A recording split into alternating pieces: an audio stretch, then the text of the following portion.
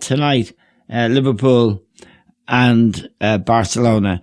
Liverpool without Mo Salah and Roberto Firmino, and possibly without Van Dijk. We don't yet know. He didn't train with the team yesterday, but we'll have to wait and see about that.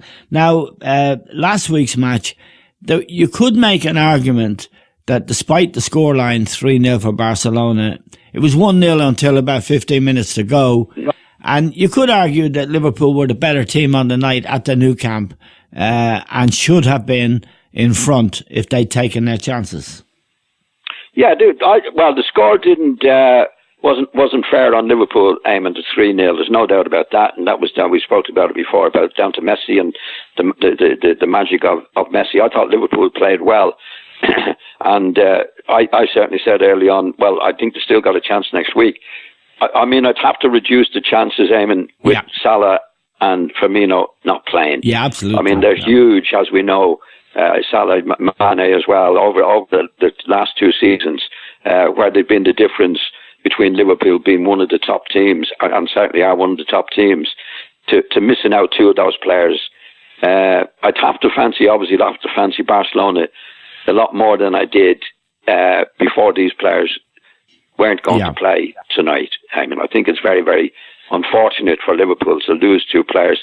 I mean, they've still got a chance, but much less of a chance, there's no doubt, without those two players playing. Now, Barcelona's record, they've lost the away leg in their last three Champions League semi-finals, and last year they played Roma and beat them 4-1 at home.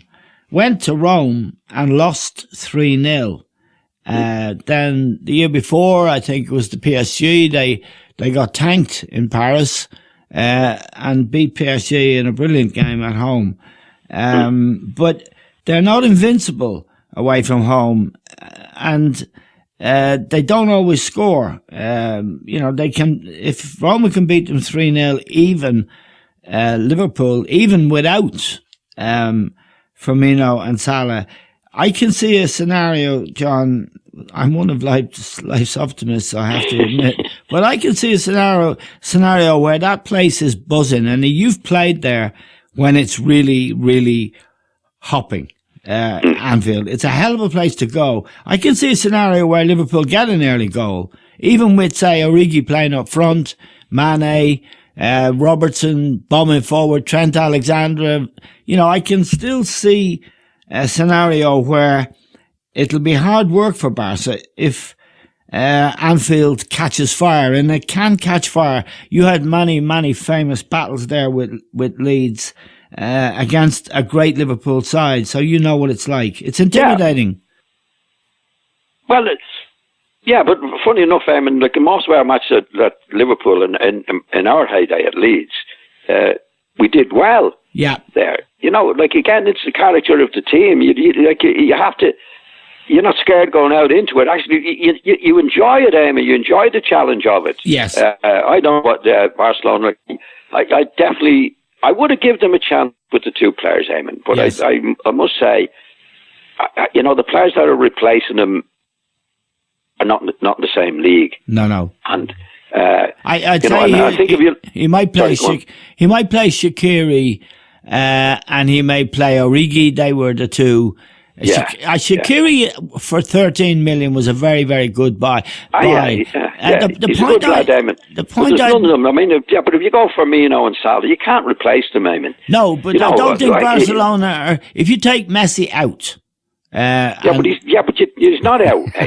No, but if you he's in there, like if you take him out in the first match, you wouldn't have the score we had. So no. Like we're taking Salah out, and we're taking Firmino out. Two of the best players for the last 2 years doing what they do, and the way in which they do it. I think they're essential to the go the Klopp has. But anyway, I hope I'm wrong. But that's the way I read it. I mean, don't we get it is a 3-goal lead. Yeah.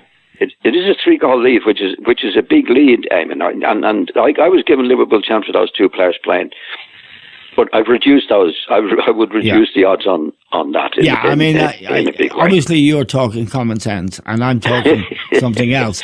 But they had anything can happen. Anything can happen in football. We know that. Anything can happen in football. To just go back 12 months, they had a 3-goal lead going to Roma. Now, Roma are not Liverpool. And that's the point. Even Liverpool, they're not Liverpool without Salah and Firmino. But I think there's hope. But let's move on. Well, there's obviously hope, Eamon. But what can go against you sometimes, the fact that Roma did it, right? Yes. That's a learning curve as well. You know, you can imagine in the Barcelona dressing room, there's no way this is going to happen again. You know, it's happened. So you don't want it to go through it twice. There's always the possibility it can. But you do learn from it to say, no, we've learned from that. Let's not be casual. Let's not be, let's get out and get the job done. Yeah. That's the way. And the thing is, from Barcelona's point of view, Eamon, don't forget, if they do get a goal, yes, then it's if they game do, over. which is not impossible with Messi playing, then it goes to 5.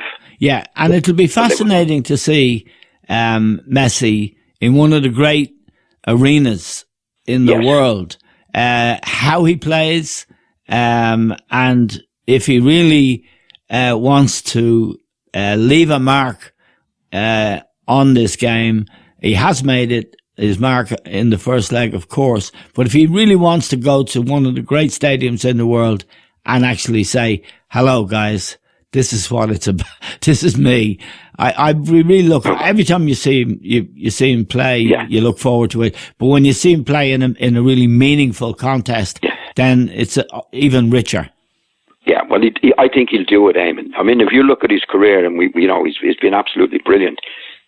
He's not a sunshine boy. He's certainly not, no. Anything but. Do you know what I mean? He does it. I think all the great players want to go to the likes of Liverpool, Eamon, and put their stamp on the game. Yes. That's what drives them on. Yeah. That's what makes them. They're not going to say, oh, I'm scared of this. It doesn't happen with these guys. No. You know, you talk about the Tiger Woods and the great players and all the different sports.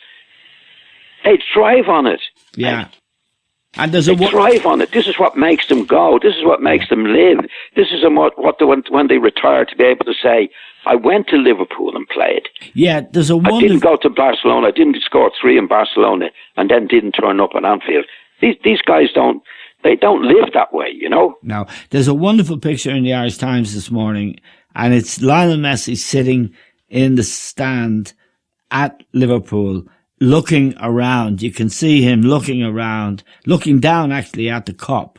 And it conveys a sense of what he might be feeling. You know, I'd love to do it here. I'd love to really, make these people appreciate me and do something even for them and show them.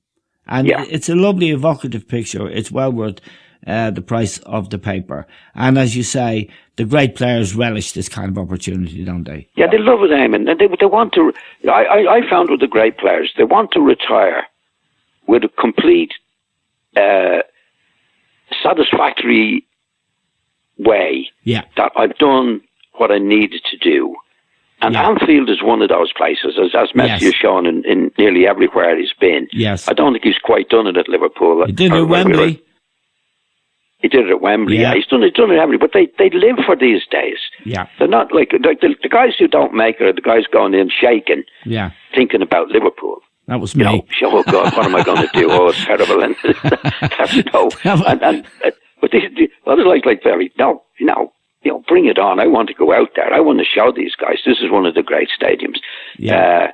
And we'll wait and see. I mean, but it's a big job for Liverpool. Definitely a big job for Liverpool to do. And I can't see Messi not turning up, for example. Okay.